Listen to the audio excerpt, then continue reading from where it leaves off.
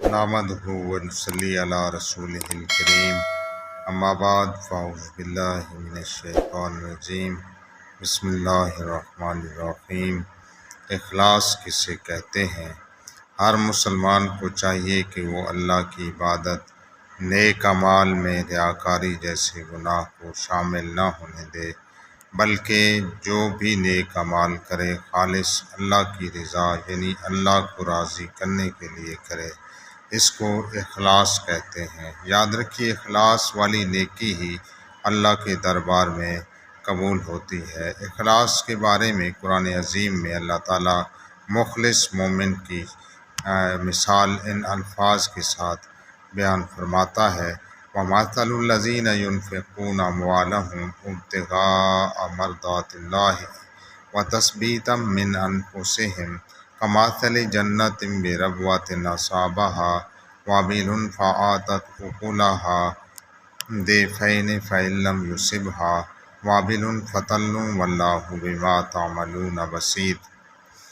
ان کی کہاوت جو اپنے مال اللہ کی رضا چاہنے میں خرچ کرتے ہیں اور اپنے دل جمانے کو اس باغ کی سی ہے جو دھول ریتلی زمین پر ہو، اس پر زور کا پانی پڑا تو دونوں میوے لایا، پھر اگر زور کا می اسے نہ پہنچے تو اوس کافی ہے، اور اللہ تمہارے کاموں کو دیکھ رہا ہے۔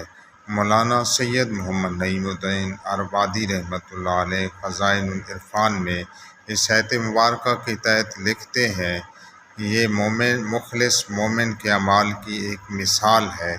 جس طرح بلند خطہ کی بہتر زمین کا باغ ہر حال میں خوب پھلتا ہے، خواہ بارش کم ہو یا زیادہ، ایسے ہی با اخلاص مومن کا صدقہ اور انفاق یعنی راہ خدا میں خرچ کرنا، خواہ کم ہو یا زیادہ، اللہ تعالیٰ اس کو بڑھاتا ہے، اور وہ تمہاری نیت اور تمہارے اخلاص کو جانتا ہے۔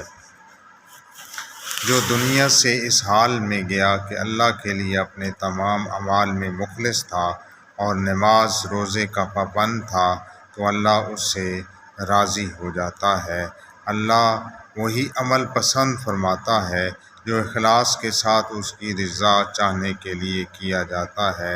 فرمایا: اے لوگو، اللہ کے لیے اخلاص کے ساتھ عمل کرو، کیونکہ اللہ وہی اعمال قبول فرماتا ہے جو اس کے لیے اخلاص کے ساتھ کیے جاتے ہیں۔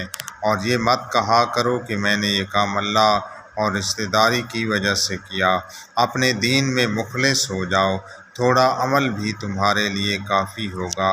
حضور نبی کریم علیہ السلام نے ارشاد فرمایا: جب آخری زمانہ آئے گا تو میری امت 3 گروہ میں بٹ جائے گی۔ ایک گروہ خالص اللہ کی عبادت کرے گا، دوسرا گروہ دکھاوے کے لیے اللہ کی عبادت کرے گا، اور تیسرا گروہ اس لیے عبادت کرے گا کہ وہ لوگوں کا مال ہڑپ کر جائے۔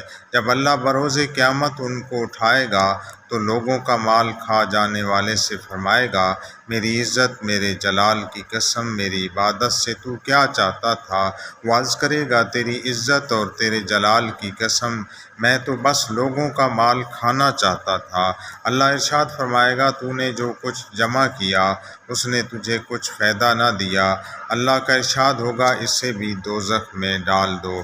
پھر اللہ دکھاوے کے لیے عبادت کرنے والے سے فرمائے گا: میری عزت اور میرے جلال کی قسم، میری عبادت سے تیرا کیا ارادہ تھا؟ وہ عرض کرے گا: تیری عزت و جلال کی قسم، لوگوں کو دکھانا۔